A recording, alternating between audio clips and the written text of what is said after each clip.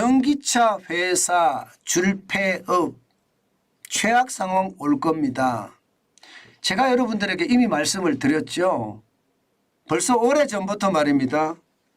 중국의 전기차 회사들 줄줄이 망할 거라고 말씀을 드렸습니다. 그에 따라서 2차 전지업체도 줄줄이 망할 거라고도 말씀을 드렸고요. 그게 점점 현실이 되고 있거든요. 점점 현실이. 무슨 말이냐? 이거 한번 보세요. 중국 전기차 회사 파산 위기 기업 수입니다. 15개가 누란 지위에 있다는 거예요. 굉장히 위험한 상태에 놓여 있다는 겁니다. 실제 말입니다. 면허를 받은 중국의 전기차 자동업체 수는 200여 곳이 되거든요. 그중에서 브랜드를 생산해내는 게 50개밖에 안 됩니다. 200개 기업인데 50개밖에 안 돼요. 그러면 실질적으로 말입니다. 제품을 만들어내지 못한 자동차 업체도 굉장히 있다는 이야기잖아요. 그죠? 현재까지 이야기한 것은 사우스 차이나 모닝포스트에서 15개라고 이야기했지만 제품이 이제 50개밖에 안 나왔으면 나머지 150개는 어떻게 되나요? 나머지 150개는. 브랜드라는 게 또 한 기업에 한 개만 내는 게 아니잖아요. 여러 개 내잖아요. 여러 개. 그럼 50개 브랜드를 냈다고 하더라도 200개 기업이 다 제품을 생산한 것은 또 아니라고 봐야 됩니다. 그런데 파산 위기에 있는 기업 수가 15개라면 앞으로 더 많은 기업들이 줄줄이 망할 가능성 굉장히 높습니다. 실질적으로도 여러분들 잘 아실 거예요. WM 모터스 잘 나가던 기업이에요. 누적 판매가 10만 대가 될 정도로 이게 전기차 중에서는 스타트업으로서 이거였습니다. 1등이었어요. 근데 지금 어떻게 됐나요? 회장까지 도망갔습니다. 미국으로. 이거 거의 망해가기 직전이에요. 아이웨이즈도 마찬가지입니다. 아이웨이즈도 15개국에 6,259대를 수출을 했는데 국내에서 만들지를 못해서 국내 시장 점유율이 없어요. 결국은 파산 위기에 지금 모여 있습니다. 천지자동차도요. 2022년에 5,321대를 팔았는데 여기도 파산 위기라는 건 당연하죠. 이게 안 나니까 넘어질 수밖에 없죠. 헝치자동차도 마찬가지입니다. 모기업이 헝다그룹이에요. 헝다그룹 자체가 지금 무너지기 직전인데 헝치자동차가 버텨낼 수 있을까요? 그 외에도 말입니다. 많은 기업들이 지금 위기 상황에 몰려 있다. 이런 전망이 나옵니다. 자, 그러면 어떻게 정리될 것인가? 이것도 한번 우리가 짐작해 볼 수가 있겠죠. 이게 말입니다. 1908년 정도로 내려가서 미국의 자동차 업체들을 보면 짐작할 수가 있습니다. 1908년 미국 자동차 제조업체 수는 235개였습니다. 엄청났습니다. 장난이 아니었어요. 그런데 수십 년 동안 시장에서 경쟁을 거쳤습니다. 그리고 1929년에 대공황을 거치면서요. 현재 빅3 체제를 구축을 했습니다. GM, 포드, 스탈란티스 이렇게 빅3 체제로. 그러면 중국은 어떻게 될까요? 중국은 당연히 말입니다. 앞으로 엄청난 경쟁을 치룰 겁니다. 이 경쟁에서요. 살아나는 기업이 그렇게 많지 않을 거라고 예상합니다. 게다가 중국 경제도 지금 어려워지고 세계 경제도 어려워질 판이니 여기에 어떤 상황이 만들어지면 중국도 말입니다. 줄줄이 까질 겁니다. 완전히 무너진다, 붕괴한단 말이 나올 거예요. 어떻게 무너질 거냐? 200개가 말입니다. 지금 UBS라고 스위스 투자은행입니다. 10개에서 12개로 남을 거다 이렇게 예상합니다. 10개에서 12개로. 200개가 10개에서 12개로 남으면 얼마나 많은 기업들이 망할지 이제 짐작이 되죠.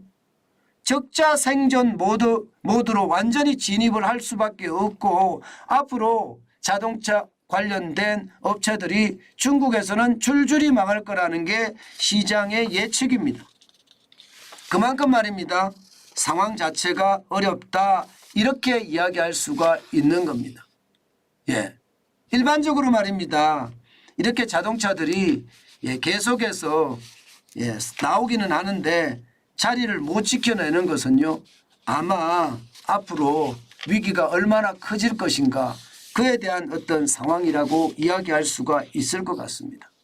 문제는 UBS 전망이 2030년까지 10개에서 12개 정리된다고 했거든요. 그런데 중국 내부에서는요. 10개에서 12개? 이거 쉽지 않다. 2030년까지 그렇게 된다고 그것도 쉽지 않다. 적어도 앞으로 3, 4년 후면 정해질 텐데 전기차 제조업체 8개 정도로 줄어들 거다. 이렇게도 이야기합니다. 실제 중국 전기차 업체 샤오펑의 CEO인 허샤오펑이 그렇게 이야기했습니다. 허샤오펑이 그렇게 이야기했다는 것은요. 중국 내부를 잘 아는 사람이 이야기한 거잖아요. UBS는 스위스 투자업체고요. 그러면 8개까지 줄어들면 지금 세계적으로 이야기하는 투자은행보다 더 낮게 보잖아요. 그만큼 말입니다. 한꺼번에 많은 업체들이 퇴출이 될 겁니다.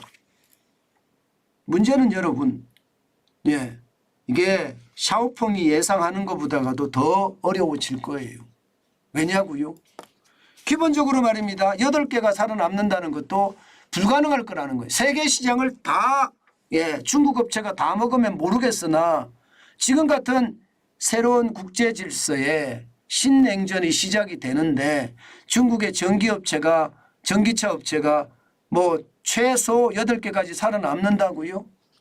쉽지 않아 보이는 거예요. 쉽지 않다. 쉽지 않다가 일반적인 전망이에요. 왜냐하면 미국은 3개로 줄어들었거든요. 235개가. 게다가 경쟁에서 도태된 그런 어떤 자동차 업체도 굉장히 많았고요. 아마도 말입니다. 8개가 아니라 더 줄어들 거다 이렇게 예상을 합니다. 실질적으로 세계 시장을 보면 말입니다. BYD는 뭐 살아날 수 있다. 왜냐? 2022년 상반기 기준으로 보면 64만 7천 대예요. 323%가 성장한 숫자입니다. 테슬라보다 많습니다. 테슬라는 57만 5천 대고요. 그리고요. 두 번째가 상하이 자동차입니다. 상하이 자동차가 37만 대입니다. 중국 자동차 업체 중에는요. 폭스바겐 독일 자동차예요. 마이너스 6% 31만 6천 대입니다. 현대차 기아 세계 전기차 5위에 들어가 있는데요. 24만 8천 대 75%가 늘어나고 있습니다. 이게 중국 내 경쟁하는 것도 경쟁이지만요. 이 세계적인 경쟁에서도 과연 중국 자동차 업체가 살아날 수 있을 것이냐 그런 이야기를 실제로 많이 합니다. 왜냐하면요. 지금 중국 자동차 업체에 대한 이야기는 기본적으로 품질 문제가 가장 크게 대두가 되고 있습니다. 실제 제품을 만들면 뭐 WM 모터스 같은 경우도 품질 논란이 굉장히 일었고요. 헝치도 마찬가지입니다. 헝치도. 이게 뭐 자동차가 제대로 굴러가지 않는 심지어 시동이 안 걸리는 그런 자동차가 나왔다고 이야기를 하고요. 어디 그뿐입니까? 주행 보조 기능이라든가 통풍 시트라든가 이런 게 먹통이 되기도 하고요. 안 그러면 온갖 전자적 결함의 어떤 집합체라고 이야기할 정도로 제품의 하자가 천지였습니다. 이렇게 되면 말입니다. 과연 어디가 버텨낼 것인가 여기에 대해서도요. 물음표를 많이 탑니다. 중국의 비아디나 상하이 자동차나 혹은 요즘에 말입니다. 가장 많이 떤다고 이야기하는 뭐 샤오펑이라든가 이런 데가 살아남을 거냐 봐야지 합니다. 경쟁은요. 중국 내 경쟁을 가지고는 시장에서 이야기할 수가 없습니다. 이게 세계 시장은 진짜 까다롭고 진짜 독하거든요. 이게 살아남으려고 그러면 세계 시장에서는 중국의 어떤 경쟁을 가지고 세계 시장에 접근하기는 굉장히 어렵습니다. 그러면 그만큼 말입니다. 어려워진다는 이야기가 되는 거죠. 제가 말씀을 드렸잖아요. 중국의 자동차 업체 무분별하게 정부 지원하에 난립이 됐다. 정부가 땅도 공짜로 주지요. 물도 공짜로 주지요. 전기도 공짜로 주지요. 종업원을 고용하며 고용한 사람마다 돈을 다 지원을 해줬단 말입니다. 그야말로 돈 없어도 공장을 지을 수 있는 아주 최소한의 돈만 있으면 공장을 지을 수 있는 그런 환경을 갖췄었어요. 그런데 지금 중국의 상황이 좋지 않으니까 중국의 정부도 적자가 심각하거든요. 그 재정 적자가 워낙 많으니까 이게 기업을 밀어줄 수 있는 힘이 굉장히 많이 떨어졌습니다. 그렇기 때문에 최악의 상태가 놓일 수 있다고 생각을 하고요. 저는 여러분에게 자꾸 말씀을 드리지만 중국은 지금 1등하는 업체라고 하더라도 그 업체가 앞으로 어떻게 될지 품질 논란이 어떻게 터질지 다 모르기 때문에 조심해야 돼요. 예, 진짜 조심해야 돼요. 게다가 국내에도 말입니다. 전기차가 중국 전기차가 엄청 들어오거든요. 마찬가지 이것도 조심해야 됩니다. 예, 투자는 당연히 조심해야 되고요. 게다가 전기차와 관련된 2차 전지 업체도 줄줄이 망할 거예요. 전기차가 망하면 망할 수밖에 없습니다.